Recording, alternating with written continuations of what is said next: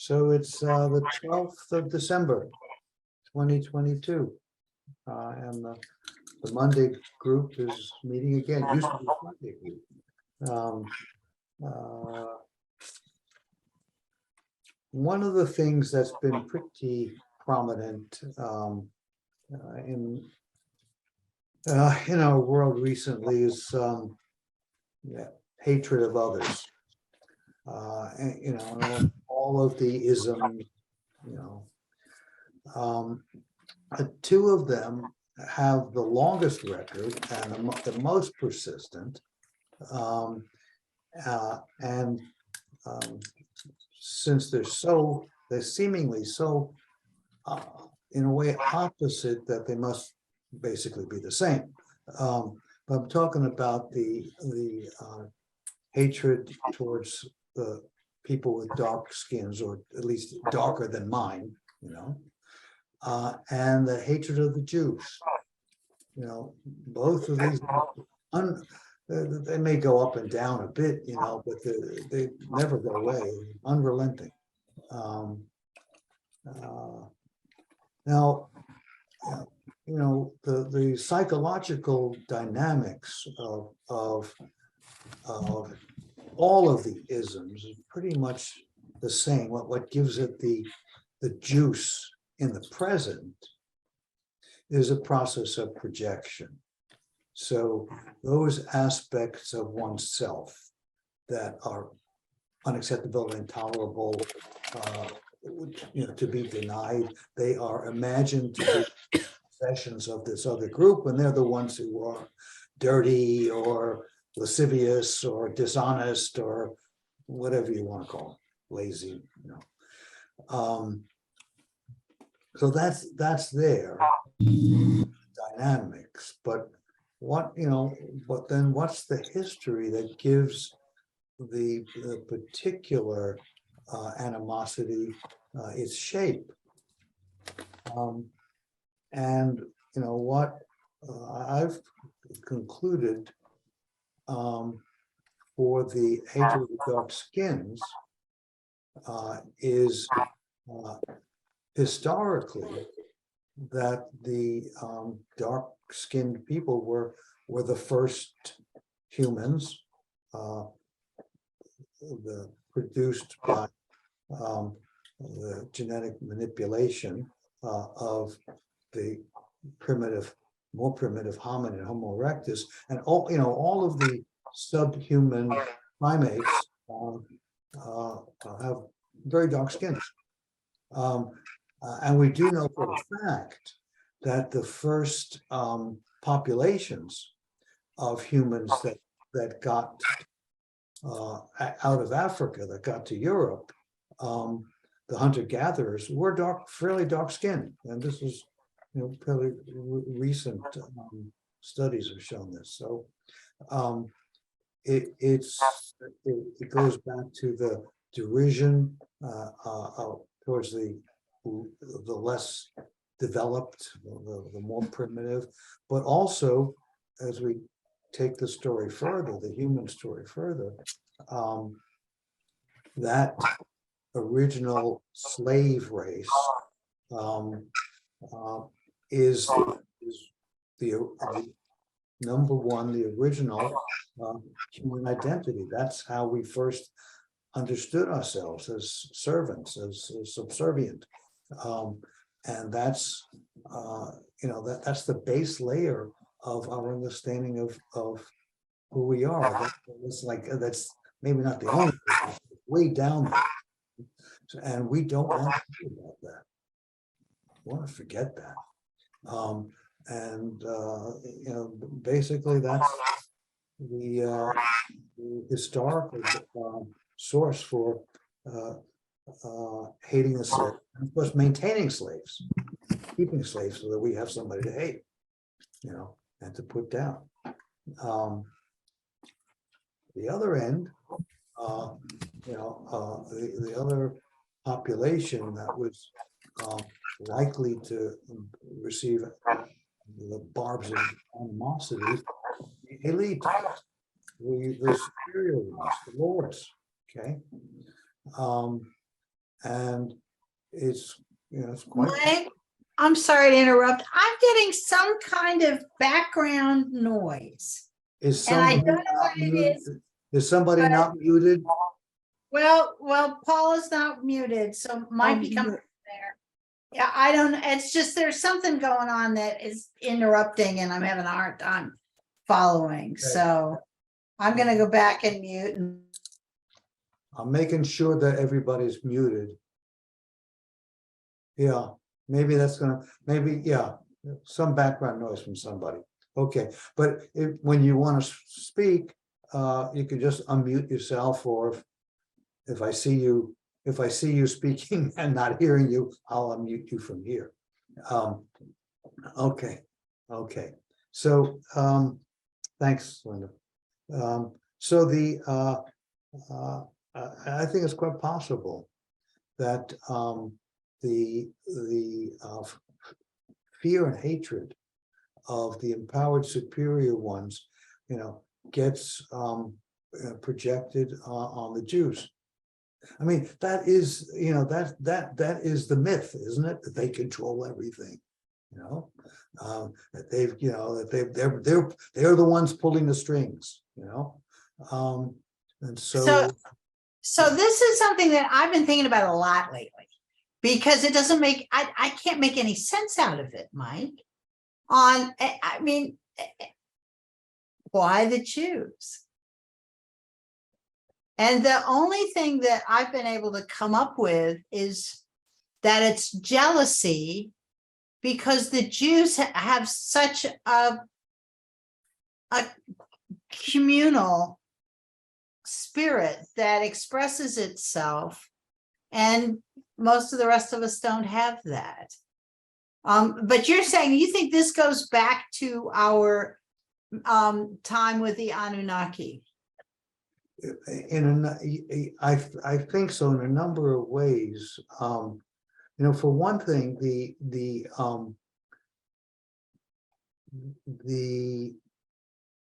recorders and preservers of the Jewish tradition were, you know, clearly the descendants of the scribes of Mesopotamia. Okay. And the original monotheism, you know, Judaism, was really an updated version of the Mesopotamian religions. Updated because the gods, the fleshy gods on earth, were actually gone, or mostly gone. Or they were going and not quite gone, but then they were gone, you know. But the form of the faith was the same. If you read Genesis, Exodus, Deuteronomy, you know, the God that you're reading about is an Anunnaki lord. The temple on the mount was architecturally very much like the temples of the gods on top of the ziggurats. So, you know, so it's a so the Hebrew tradition is really a continuation of the Mesopotamian tradition. It's very easy to stick onto it. You know, all of the tensions around our troubled relationship with the gods that we loved and who didn't love us. At another level, another connection, you know, that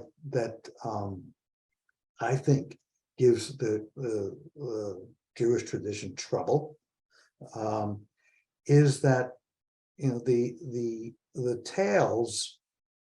This is pretty hypothetical, you know, but, you know, many of the tales of what went on in Mesopotamia are pretty gruesome. You know, the horrible battles, destruction of the armies with the powerful weapons of the gods. You know, you know, well, a lot of those tales. You know, the flood. You know, okay, many of those tales get retold in the Hebrew Bible. So, the trauma, the themes of the traumatizing events come into the Western tradition through the Hebrew Bible, but they have roots, in pretty awful things happening in Sumer and in Akkadian and Babylon, so there's that root also. Now, I'm not sure how this particular source of the hatred of the Jews fits into it, but and I don't know that this is related to Mesopotamian history in reverse, because as the prophets and priests, were endeavoring to develop a one God religion, they were demeaning, to say the least, hostile, to everybody else's faith. Everybody else was trying to keep the faith of the gods going in one way or another. The Greeks reinvented the gods, so did the Romans, and many of the tribes still maintained worship of the olden gods, even though they weren't there physically anymore. Muhammad had to deal with that. His legions, were running through the Middle East and forcing the polytheistic tribes to convert. So the Jews stood out by being basically, by belittling and everybody else's religion. That's not a way to get popular, so that's another source of it. But they were very clearly, holier than thou. I mean, the terrible thing is that all of the older religions, each of them was city-based. The city-state had its god, and they were hostile, because that god was jealous of his cousin in a neighboring city, and they went to war, you always had, especially if you're victorious, you always have the better god, and the other god and his followers, they're bad in one way or another. Maybe they're bad only because they're hostile to my god, but whatever it is, they're bad. My god good, your god bad, and as monotheistic Judaism developed, they took that up a notch. Not only is my God better, my God is the only one, and he's the maker of the entire universe, not just the ruler of this city. So they up the ante, so to speak. So it's complex and many layered, and a lot of it we can't fully understand, but in a few words, yes, it goes back to there.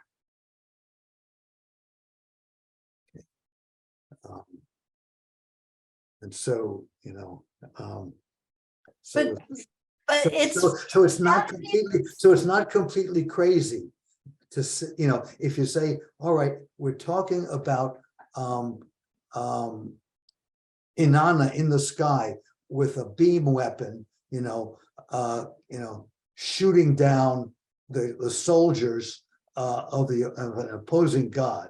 So Inanna is shooting down the soldiers opposing God. It's not entirely crazy to think that the Rothschilds with their space lasers, are igniting forest fires.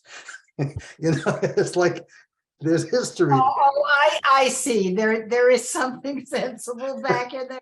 Right, she's tapping into the collective unconscious. There's something. I mean, some crazy people do that very well. Yeah. Yeah, that's interesting. Yes, indeed. Yes, indeed. But the fact that it's still going on, it makes, I mean, I do understand the idea about how things go on through history and it's not obvious cause and effect. It's why Ford is Ford and Chevy's Chevy. Different corporations have different cultures. I've been to multiple universities. I can tell you everyone's different. And they have a different quality and character. All right. And I don't know how that's transmitted. But so what you're saying is that there has been a natural animosity. It's kind of backwards. If the Jews had been the scribes that brought forward information about the gods, the fleshy gods, then wouldn't they have been held in higher esteem and not shat upon? What don't I understand? Yes, but it's all so many reversals, in there because their conscious story was those gods. What are you talking about? They were never real. And look, they're worshiping stone and wooden idols. Yeah, gods, right? So the story that they told was that those gods never existed. Forget about them. Which was impossible because the people that they were preaching that to would not forget about them. Would not forget about them. They could not be let go of so easily. They were. Solomon himself, in his later years, the builder of the temple to the Lord, reverted to worshiping the olden gods. So what you're saying is the worship I thought it was actually the other way around.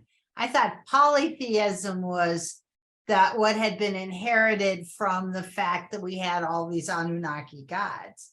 And you're saying, no, it's actually monotheism that has come down to us through the Anunnaki, and No, polytheism was actually yes and no. Yes, I mean, in that the model for the one God, okay, was the Anunnaki gods, flying around in space in their rocket ships on top of the ziggurats, but also, yes, I can't find evidence of this anywhere, but I'm convinced that Abraham, the son of priest of Enlil in Ur, wasn't it Isaac? Isaac's Abraham's son. Abraham was the son of the god, the son of a priest of the god of Ur.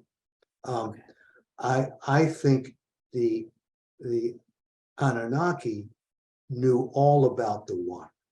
That there were the god of the gods, was not to be disclosed to the populace living under the Anunnaki, because that would have taken the shine off them.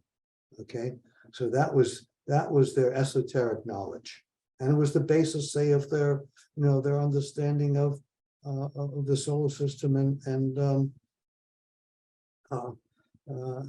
astrology. They were not.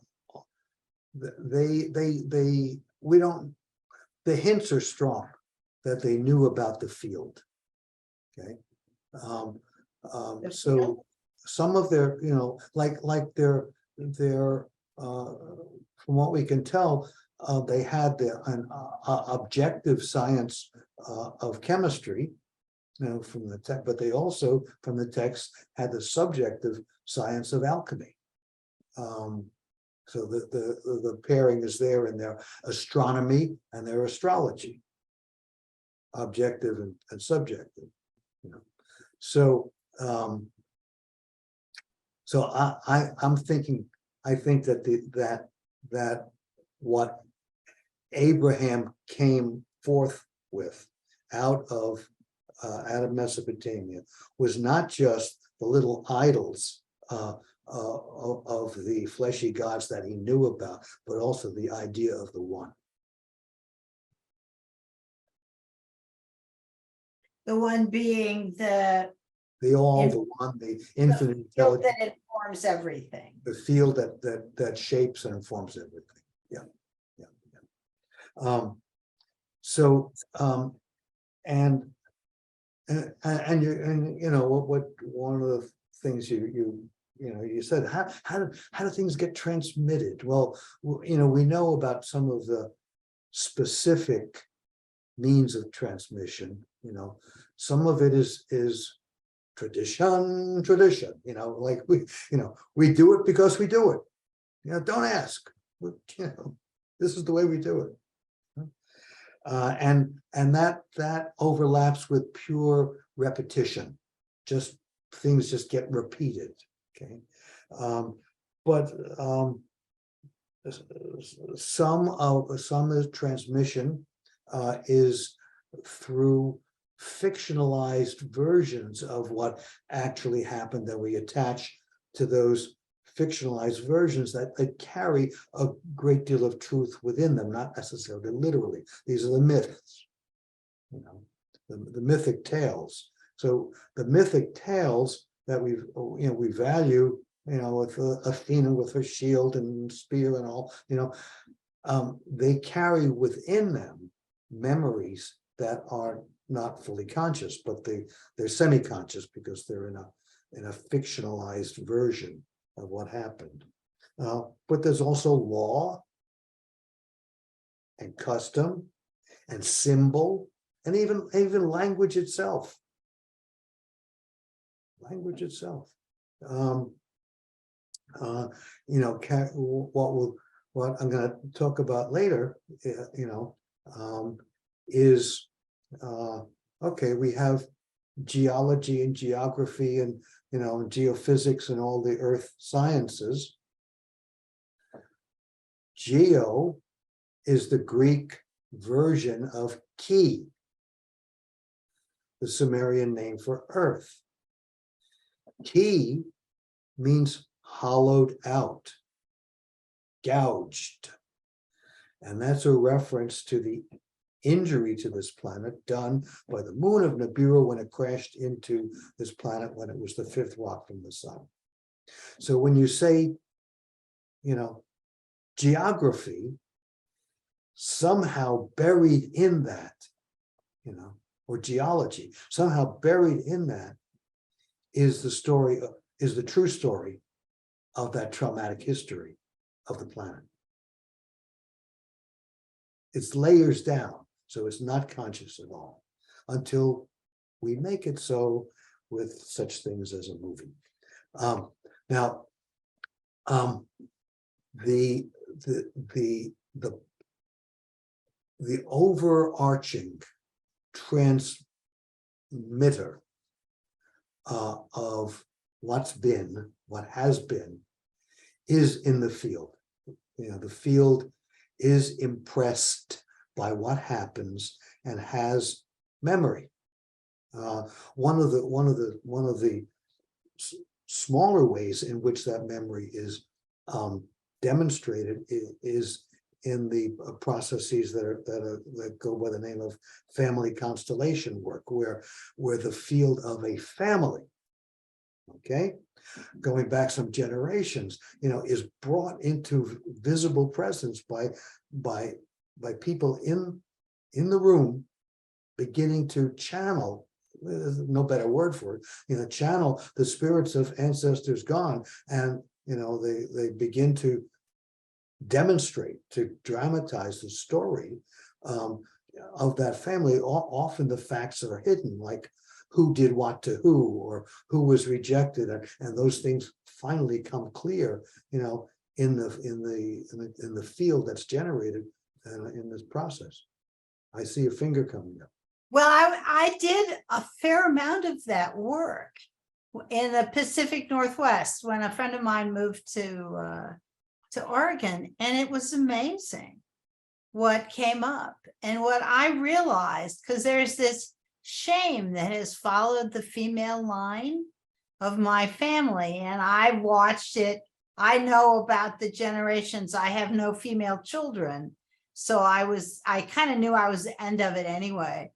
But in the constellation work, it came up that the shame was because we were witches. What do you mean? And What do you mean were? you're right, exactly. And it felt like, but the shame, I felt the shame dissolve. And it went back, I could feel it going back. It was really a remarkable experience. So yeah, I believe the field holds this stuff. So one way that this is particularly relevant now is I'm just picking up an article from the Times from a few weeks ago of, all of the stuff that's going on right now, the pandemic, the war in Ukraine, climate events, inflation, totalitarianism, throw in chemical pollution, electromagnetic pollution, so it's this author calls it a polycrisis, all of these, each of these problems, each of these crises, magnifying and provoking another one in a very complex loop. But I think even more important, and this is something beyond traditional thinking, is that they not only are influencing each other, these discrete crises, but they all have a common cause.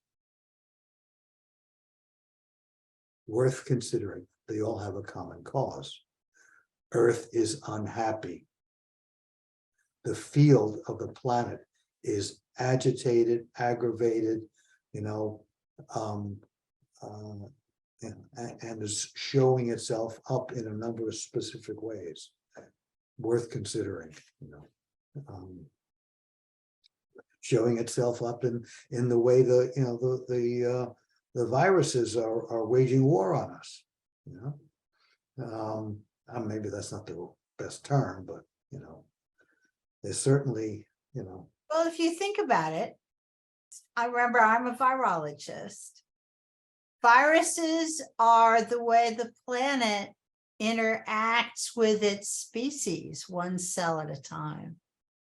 Viruses interact with the smallest single unit of life, if you will. And so I think of them as the planet's sorting mechanism. When species become problematic, there's a virus for that. mm-hmm. So anyway.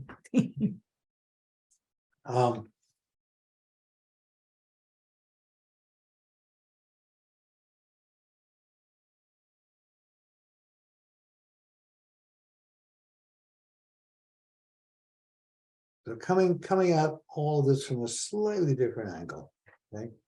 So there's this basically good generative field, the infinite intelligence of the universe, that I think a good way to understand what it is for us is that we subjectively know of its presence through the experience of love.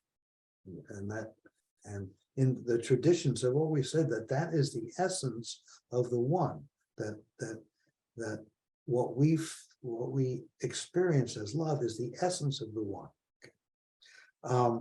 So how can there be this disastrous species that we are, the highest evolutionary form on this planet, how destroying the natural order and itself, and like, how can that be? I have an answer. Okay. According to the Course in Miracles, love brings up all that is unlike itself. Love brings up all that is unlike itself. Right. So anything that is hiding from love is going to, when love is present, will be brought to the surface to be healed. Well, So we have separated enough from love that love is bringing up what's keeping us from it in order that we can heal and be in its presence again. Sorry, I just couldn't help but throw that in there. yeah, well, to some extent, that may be quite true. It's unlikely to be the whole story. I don't think there is any one whole story, but there's some really interesting chapters. Now we can look at the Mesopotamian record and say that, hominin life was going on well enough, until this invasion, disruption, manipulation. That's what's screwed up this species. And again, that's a pretty convincing story. But how does that fit into the bigger picture of a basically positive universe? How could that happen? And what came to me last couple of weeks is that that different scales of order, different types of order, can interfere with each other. So we have smooth, orderly, gradually evolving, complexly balanced, biosphere on Earth, and opposing that or interfering is chaotic disruption. So the order of the planets, the order of planetary motion,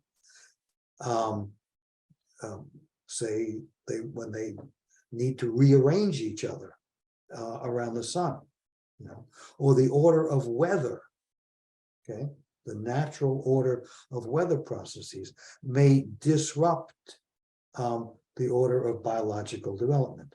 The most dramatic is when an asteroid plows into the Earth and 75% or 90% of the species are wiped out and have to start all over again, with what's left.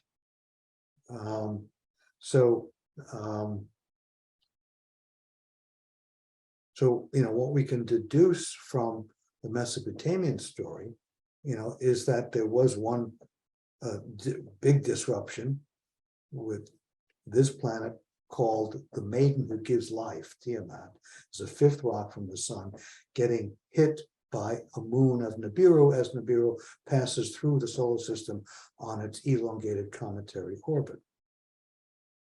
From that, we can deduce, this is completely missing from the tablets, and okay, they might know about it, but they might not want to write about it, and they might not want to pass it on, to their human descendants. But we deduce that the only way that could have happened, the only way that Nibiru could have been in a cometary orbit, is if it originated in a circular orbit, like all planets do, and got thrown out through gravitational conjunction. And we learned how that can happen and how that is a fairly common occurrence at least in our corner of the galaxy. Okay, lots of exoplanetary systems have one planet in a highly elongated orbit that got thrown out of its orbit. It's easiest for the astronomers to do the math for that when it's a binary system, when a second sun is involved in tossing a planet out of its orbit. But if you put Jupiter and Saturn together, they've got more than the mass of many stars. So that we, in effect, when they come together, we virtually have a binary system. And that's what must have happened with Nibiru. So there's a disruption and then a reset of the ordinary processes, like the mammals who were around, little mousy creatures, they proliferated after the asteroid took out the dinosaurs. So that's all, philosophically, scientifically seems pretty coherent. Of course, it's not pleasant to think that, we might be the losers, on the way for, the victory for some other life form that's going to replace us. Again, the crazies tapping into the collective unconscious. If we're aware that a dominant life form can be replaced by another life form, okay? So there's these crazies in Charlottesville running around their torches screaming the Jews will not replace us. Or the replacement theory that's going on. So some of the things which make no sense, if you dig down deeper, you can see in what way they do make sense, not rational, logical sense, but sense in an unconscious way. But Mike, and back to the questions of unthinking biases. So did you say that people with dark skins were, because they had been rejected by the Anunnaki, that they were looked down upon as well? Did I read that right? Well,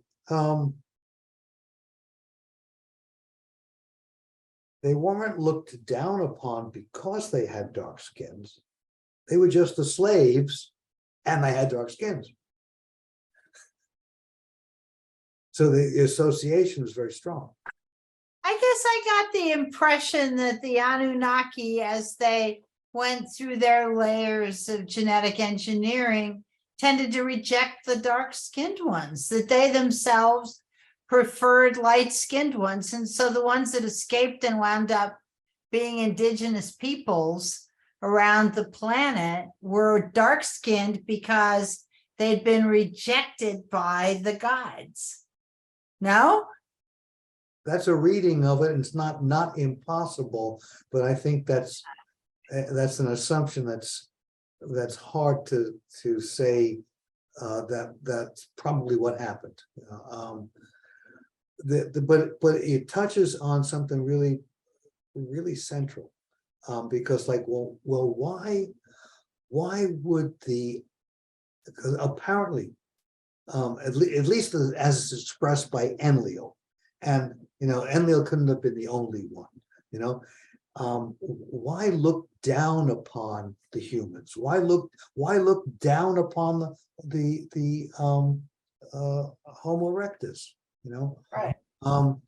And let's say, well, let's roll it back a few million years.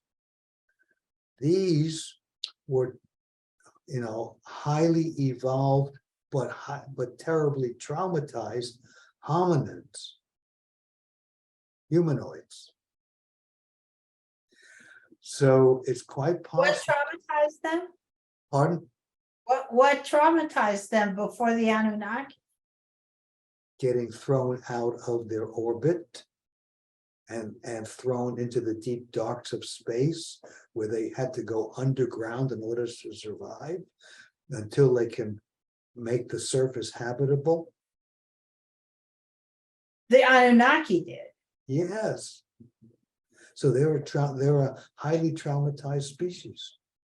And then after. Okay, I thought you were saying that Homo erectus was highly traumatized, and that's what I didn't understand. So this traumatized beings could,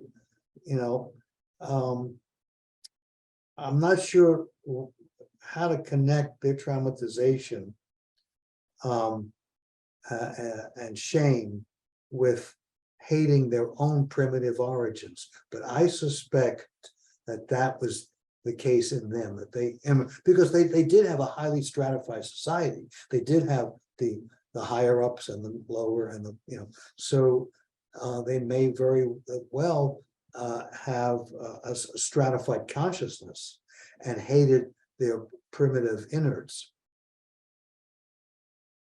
And as if that one trauma wasn't enough of getting their world totally shaken up and then thrown away from the sun, and who knows how long they had to live in caverns underground, like the city Zion, in the Matrix movies. And that's the source. They're living underground. It's the source of the underworld, of Greek and other myths. After the collision with the planet in the 5th orbit, making it key in the 3rd orbit, after that collision, the debris from that collision formed the asteroid belt. And therefore, the Nibiru, which previously merely crossed the orbit of Tiamat, crossed the orbit of the fifth orbit from the sun. After that collision, they actually had to pass through the asteroid belt twice on each transit of the inner solar system. That must have been absolutely terrifying. I'd imagine that they developed technology to blast asteroids out of the way, like we're developing now. But still, it was no safe bet to pass through the asteroid belt with a large planet. So, they had to be terrified twice every 3,600 years. That kept it going. So they brought depreciation, hatred, of self with them. So it was, easy to then reimpose that on life on Earth. But that's a bit too speculative for me to want to set that up, as postulates and for evolution diverted. It's like, well, quite possibly it would fit, but it doesn't mean that that's the story, to be relied on.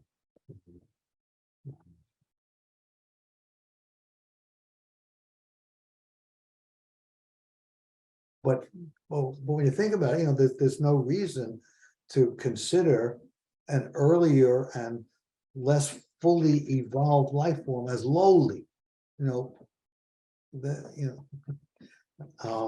That's that reveals a problem in the higher form, the more evolved form, that doesn't express its higher level of development. It expresses a diversion from the natural course of things, a diversion from the natural order of love, to look on the less evolved as lower. That's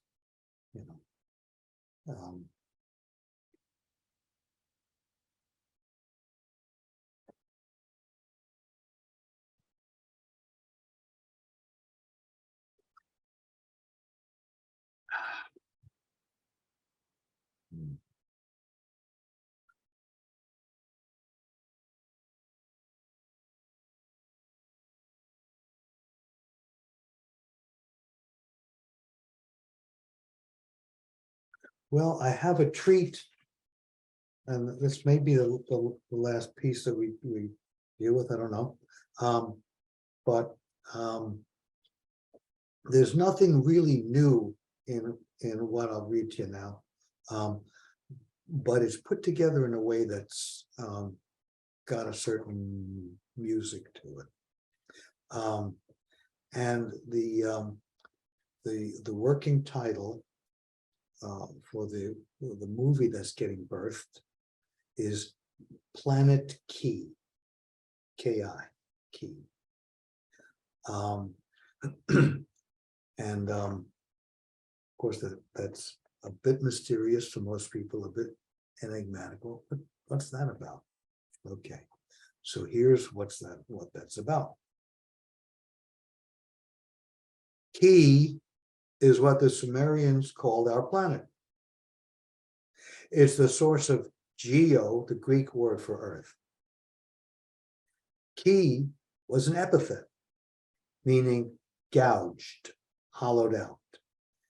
And it referred to a violent drama in the heavens that the Mesopotamian tablets speak about, involving a catastrophic hollowing out of our world. Astronomers now accept that our solar system has known several major rearrangements of its major planets. Recent sightings of other star systems have led them to grasp how interactions within a system can fling a world out of the circular orbit in which it was born and into a vastly elongated path like a comet. Actually, sometimes completely out of the system and lost to the system. That's one sort of rearrangement and not a rare event. According to the ancient texts, the far distant planet Nibiru, meaning planet of the crossing, homeworld of the gods, always crossed through the inner solar system following just such a path. It's safe to conclude that its orbit was the result of an earlier ejection from the inner solar system. The Mesopotamian tablets do tell about a rearrangement, our system's most recent, a consequence of the one we just discussed. They say that our planet originally dwelled in the fifth orbit from the sun, that is, between Mars and Jupiter. In that phase of its existence, the Sumerians gave our world the name Tiamat, meaning life-giving maiden, a watery, verdant world. The ancient texts say that whenever Nibiru visited the inner solar system, it transected the orbit of Tiamat.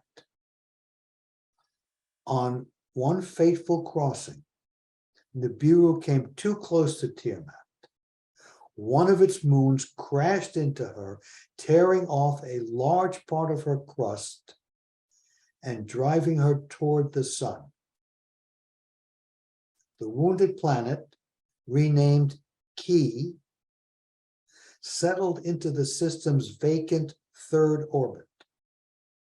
The debris from the collision spread out in her original orbit, forming what we call the asteroid belt.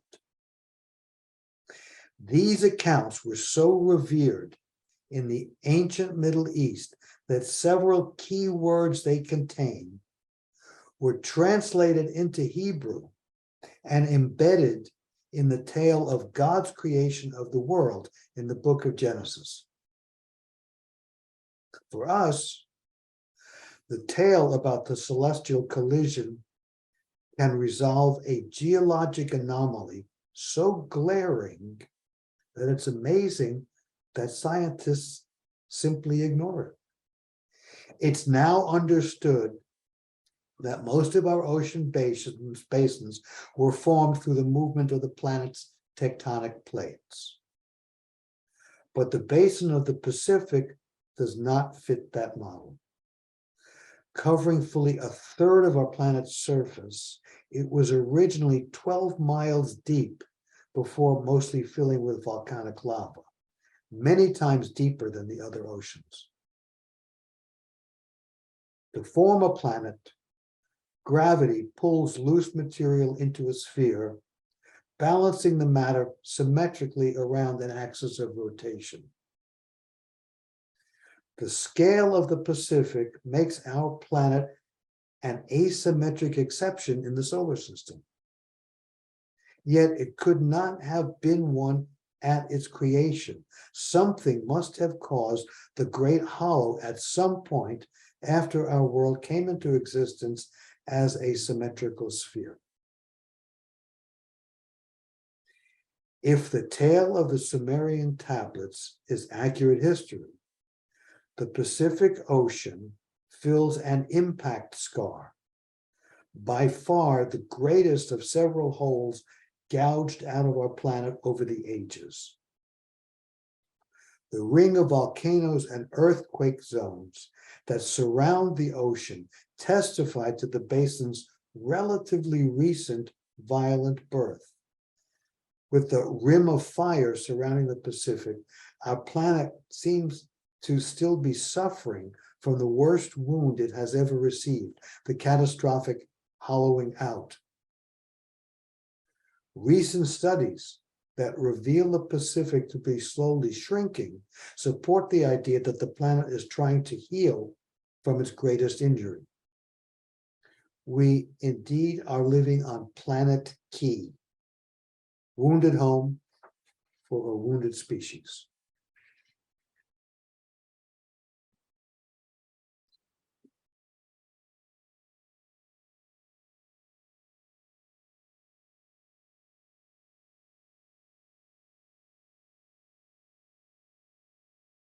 So I'm hoping that that's a title that stays with the screenplay. Titles have been known to change, but I'm kind of attached to that one. Yeah, for what it's worth, I like it too. And of course, you know, I didn't get into it here, but you know, Key is in Anunnaki. On meaning heaven, Key earth, those from heaven who are on earth. Virtually the same as, somewhat same as the Hebrew Nephilim, those who came down.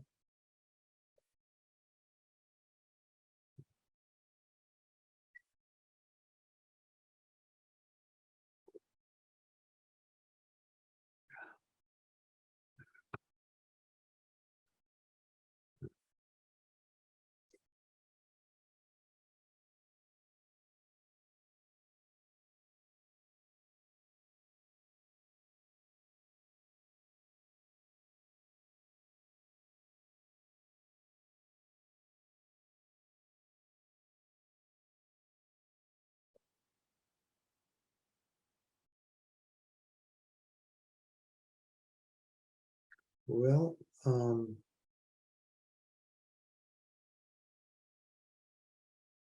that's all that's come by for me in these last few weeks.